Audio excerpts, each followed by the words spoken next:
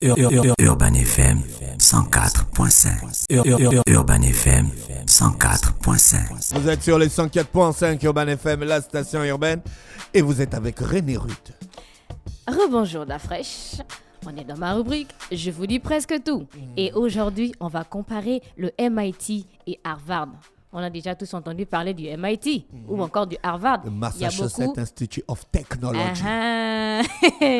Donc, je parie que quand le grand était là-bas, il a peut-être fait une petite visite, je ne sais pas trop. Mais bon, donc le MIT, comme la frère vient de dire, Massachusetts Institute of Technology, donc a été fondé en 1861. Et le MIT se concentre principalement sur la science, l'ingénierie, avec pour mission de faire progresser la recherche, la découverte et l'innovation. Donc, le MIT est situé dans le Massachusetts. Massachusetts. Mais c'est ce que je viens de dire. Non, tu as dit le Massachusetts. Non, Massachusetts. C'est pas les chaussettes de la Chine, ils cherchent non, j'ai dit. Regarde, tu as même fait chercher. Je sais pas ça. Massachusetts. Oh, d'après, j'ai bien dit Massachusetts. Donc, en 2002, donc, le MIT a été la première université à mettre l'intégralité des cours en ligne. Donc, on est en 2002, d'après, ils mettent. Donc, c'est que le parent a la possibilité, peut-être par rapport à un code, de vérifier les cours que suit son enfant. Donc, l'intégralité des cours du MIT depuis 2002 est en ligne. Il était déjà en avance. Et après, d'un autre côté, on a Harvard. On a beaucoup entendu parler de Harvard comme étant les meilleurs et autres, ou faisant toujours partie des meilleurs. Donc, Harvard, c'est une université de recherche privée à Cambridge, dans le Massachusetts. Et depuis sa création en 1636, Harvard est reconnue comme, on va dire, la plus ancienne institution de l'enseignement supérieur aux États-Unis et parmi la plus prestigieuse au monde. Et donc, à Harvard, c'est plus pour les domaines de l'histoire, l'économie, et les sciences sociales. Pour le directeur des établissements, en fait, là-bas, c'est carrément le président. Donc, le MIT, le président, c'est Raphaël Riff. Et Harvard, le président, c'est Lawrence Bacow depuis 2018. Le nombre d'établissements. Donc, en fait, parce qu'il y a le MIT, qui est l'université. Et après, à l'intérieur, il y a les écoles. Donc, on peut dire les facultés. Et le MIT est constitué de 5 écoles universitaires contenant 27 départements. C'est hyper énorme. Donc, il y a l'ingénierie, les sciences, l'architecture, planification, management, les sciences humaines, des arts et des sciences sociales. Tout ça dans l'université, en fait. Donc, on a l'université générale et à l'intérieur, on divise encore en 5 écoles, dont chacun a 27 départements. Tu imagines un peu? C'est énorme. Donc, par rapport à ce que tu veux faire, si ça concerne les sciences, la technologie, tu vas forcément trouver ça dans le MIT. Et d'un autre côté, on a Harvard. Donc, Harvard a 13 facultés. Donc, on a l'école supérieure d'éducation, on a l'école Kennedy, on a la faculté de droit, on a la faculté de médecine. Dans la faculté de médecine, il y a l'école de médecine dentaire. Après, on a l'école supérieure de design, l'école de divinité et plusieurs autres. Donc, en fait, le tout. École de divinité. Oui, l'école de divinité. Oui, l'école de divinité à Harvard. Oui, il faut pousser les étudiants, en fait, dans la réflexion divinatoire. Et après, on a le corps enseignant et étudiant. Donc, au MIT, on a 1000 professeurs pour 10 000 étudiants. Donc là, on ne va pas retrouver toujours dans les classes de 2000, 3000, non.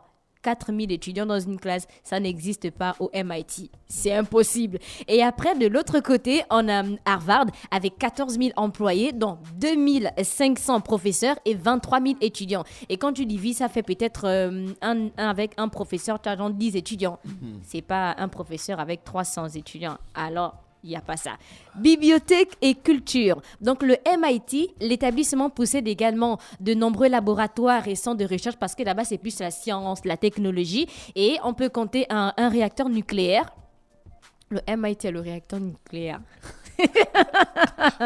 Le réacteur nucléaire, l'accélérateur, oui, l'accélérateur linéaire, voilà, les souffleries, les observatoires géophysiques, astrophysiques. En outre, il dispose d'un centre de calcul, un centre de recherche spatiale, un centre de sciences cognitives, un centre d'études internationales et un centre de laboratoire d'intelligence artificielle. C'est que quand tu pars au MIT, tu ne dois pas te dire que je vais à 7h, je rentre à 10h, je vais étudier mes leçons, après je viens faire le devoir. Ah non. non. Il faut vraiment pousser loin. Il faut aimer les sciences, il faut faire la technologie et en plein. Après, on a Harvard. Donc, ça m'a dépassé la fraîche. Le réseau de la bibliothèque de l'université de Harvard contient 90 bibliothèques. Donc, dans l'université, on ne dit pas que université égale à une bibliothèque. L'université de Harvard, c'est un réseau de bibliothèques. Et il y a 90 bibliothèques. Bah oui, c'est comme ça. Même à l'IOB. À 90 bibliothèques. Non, pas 90. Ah, d'accord. Quand tu as dit même à l'IOB. Mais oui, chaque département a sa bibliothèque. Donc, c'est un réseau de bibliothèques. Oui, il y a la bibliothèque universitaire, la grande, oui, la grande, qui est au bord de la route là-bas. Oui, voilà. à Caroute. Au bord de la route, en face de l'application. Oh, mais tu parles comme si tu étais à Harvard. Non, je parle de l'IOB. Là, je parle de l'IOB. Ok, vas-y. Là, je oui, parle de l'IOB. je vois. Je ne parle pas d'Harvard. Je ne suis jamais, suis jamais allé à... Oui, on connaît la bibliothèque Voilà, tu as la l'IOB. bibliothèque universitaire qui est en face de la route. Maintenant, dans chaque département à l'IOB, tu as une bibliothèque. Tu as la bibliothèque de la Flèche, tu as la bibliothèque de la FDSE. Tu as même encore des départements genre psychologie, ils ont leur propre bibliothèque. Faut pas nous prendre pour des poissons pourris, hein. Non, en fait, ici, on n'a donc pas vous parlez comparé. de l'IOB, Non. On n'a que pas c'est comparé. On n'a pas comparé Harvard et puis l'IOB. On compare Harvard et MIT. Après, D'accord, tu as fait la juste parenthèse une parenthèse. en disant qu'à l'IOB, il y a aussi plusieurs bibliothèques. Donc, moi, je suis à Harvard. Je ne suis pas encore là à l'IOB. Donc, le réseau universitaire, la bibliothèque de Harvard a 90 bibliothèques et la principale bibliothèque a 15 millions d'ouvrages. Donc, dis encore quelque chose là, d'après. 15 millions. La bibliothèque principale de Harvard a 15 millions d'ouvrages. Donc, c'est la quatrième plus importante après celle le Congrès de Washington, après le British Library, après celle de France. Et on considère que c'est la bibliothèque universitaire la plus importante dans le monde. Mais elle discute un peu sa place avec une autre bibliothèque on va dire aux États-Unis, qui contient, on va dire, 34 millions de livres, d'ouvrages. Et à Harvard, ils ont une maison d'édition qui publie quelques 130 livres par an. 130 livres par an. Donc, il y a beaucoup qui vont penser que c'est pas énorme, mais 130 livres par an, alors que l'université existe depuis 1636. Essayez un peu de voir combien ça fait, quoi. C'est énorme. Après, on a le coût des études. Et pour étudier dans le MIT, il faut débourser la somme de $50,000 pour les frais de scolarité. Et le prix d'un logement universitaire est de 14 200 l'année, avec les frais, les repas inclus. C'est cher. Ouais. L'école coûte cher. Et à Harvard, les frais de scolarité en bachelor pour l'année 2018-2019 s'élèvent à 46 340. Non, il faut forcément qu'on calcule ça, pardon, c'est pas possible. Donc, on a 46 340 multiplié par la fraîche, 550, non? Ouais, je pense que c'est 550. On est à 25 millions. Je vais rester chez moi. 25 millions et il faut compter environ entre 71 650 $ et 76 650 $ par an avec tous les frais. Donc les voyages, les logements, les livres, parce que l'université organise parfois en fait des expéditions hors établissement. Et là, ils disent que c'est vraiment important pour les étudiants parce qu'on ne peut pas rester toute une année dans l'établissement seulement avec les cours et autres. Il faut visiter le pays, il faut visiter certains centres. Il faut même des stages dans d'autres pays parce que le deuxième New York Forum organisé par le président de la République, il y avait des étudiants d'Harvard qui étaient en stage au Kenya. Des étudiants de Harvard qui étaient en stage au Kenya. Ils sont venus au Gabon pour participer au New York Forum. Ah, ça veut...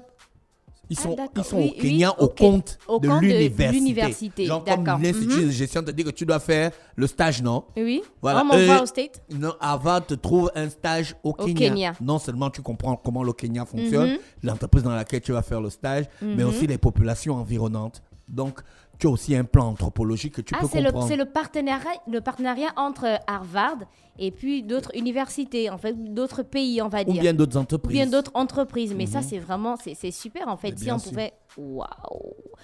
Qui a fréquenté le MIT? Et puis là-bas, on n'attend pas 4 ans pour soutenir le mémoire. Oh, Dafresh, qu'est-ce que tu en sais? Tu n'étais pas à Harvard.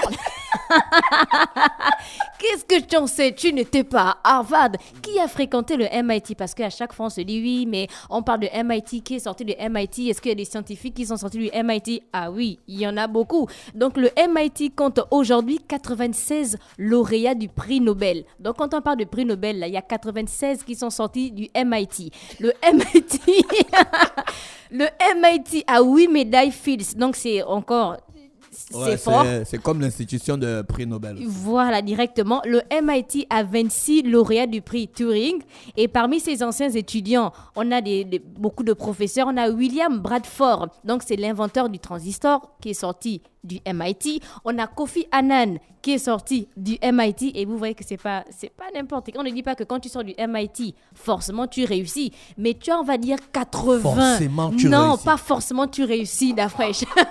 René, non, pas forcément. On va finir l'émission comme ça, là, toi et moi. Non. En tout cas, pas forcément non. Tu réussis, mais forcément tu trouves du travail. Tu trouves non, tu trouves peut-être plus, tu as plus de chances de trouver du travail parce que quand tu dis que tu sors du MIT, il y a déjà une réputation. Tu trouves du travail. Parce que c'est des universités où si tu n'atteins pas le quota des points, on te rend la moitié de ton argent, tu rentres chez toi. Vous ne me rendez pas, je vais rester là. Non, tu ne trouves pas forcément, non, tu ne réussis pas forcément, on va dire. Tu réussis forcément. Oh, la fraîche. Tu Non, je ne craque pas. À 85%, ceux qui sortent du MIT réussissent, on va dire à 85%. Mais rien n'est parfait. La fraîche, rien n'est parfait. On a dit 85%, c'est voilà. pas la perfection, sinon on aurait dit 100%. Oui, mais c'est pas la voie. Mais justement, voilà. donc quand tu as parlé de tu réussis forcément. J'ai dit tu trouves forcément le travail. Est-ce que trouver le travail, c'est réussir sa vie? Maintenant, si tu ne c'est trouves deux pas questions le travail, différentes. Bon, maintenant, si tu ne trouves pas le travail. C'est pas possible. possible. Allons-y au MIT, tester ça. Après, on a Harvard. Qui est sorti de Harvard? On a George Bush qui est sorti de Harvard. On a Kennedy qui est sorti de Harvard. On a Obama. On a Roosevelt Franklin. On a Roosevelt Theodore. On a Bill Gates. On a Papa Marc qui nous bloque sur Facebook qui est sorti de Harvard. Et on a 157 lauréats du prix Nobel. Donc, quand vous prenez les prix Nobel, là, il y a 157 qui sortent de Harvard. Vous voyez qu'à Harvard, c'est la puissance directement. Alors, c'est pas n'importe qui. 157 lauréats du prix Nobel. On a 188 milliardaires vivants. Quand Forbes fait sortir la liste chaque année des milliardaires en dollars, il y a 188 qui sortent de Harvard. Il n'y a pas deux, hein? Il y a 188. Et après, on a 30 dirigeants mondiaux qui sortent de Harvard. Et on a 108 médaillés d'or. C'est vraiment... C'est quelque chose. En fait, c'est que la réputation de l'établissement... En fait, quand on te parle même seulement des chiffres, tu vois que c'est pas n'importe qui. Tu vois que quand tu vas à Harvard, c'est que tu dois avoir une tête. Et quand tu ressors de là, tu ne dois pas te dire, est-ce que là-bas, ils ont les 10 sur 20, les 11 sur 20? Je te dis. Je ne pense pas. Je te dis que tu as un quota. D'abord, pour rentrer, même avant l'argent, tu as d'abord un quota de points que tu dois avoir. Oui, c'est vrai. Question sport. Donc, le MIT possède plus de 20 clubs sportifs. Plus de 20 clubs sportifs. Hein. Les clubs de taekwondo, hockey, le karaté, rugby, taekwondo, le foot. En fait, tous les sports qui existent sur Terre, il y a un club au MIT. Et c'est représenté. Et d'un autre côté, on a Harvard avec le Crimson Harvard, qui est un club, on va dire, omnisport universitaire et qui a remporté plus de 100 titres, tous domaines confondus. Le foot, le rugby et autres, depuis 1700, ils remportent les titres jusqu'en 2020. Essayez un peu de voir combien ça... Donc, ils ont remporté les titres au football, en basket, en rugby, en natation. Tous les sports qui existent. Harvard, on va dire le Crimson Harvard. Et après, on a le processus de sélection. Comment on fait pour rentrer dans le MIT? Peut-être que vous attendez ça. Peut-être qu'il y a certains qui veulent aller apprendre au MIT et ensuite qui veulent venir nous créer des réseaux. Mais bon, donc c'est assez complexe. Ça dépend du niveau, ça dépend de ce que tu veux faire. Mais par ailleurs, il doit avoir une pensée créative et pratique. Là, on doit être passionné, on doit être curieux, être enthousiaste à l'égard de ce qui fait, on va dire, de ce qu'on fait au MIT. Et enfin, il devra améliorer le caractère de la communauté du MIT et prioriser l'équilibre. Pourquoi je rentre dans l'établissement pour améliorer la communauté alors que je peux venir apprendre et ressortir? Donc ça, c'est la politique du MIT. Et d'un autre côté, on a Harvard. Donc comment on fait? Quel est le processus pour entrer à Harvard? Donc, pour entrer à Harvard, là, maintenant, ça dépend de ce que vous voulez faire. Mais le curriculum normal, soit vous passez par le master.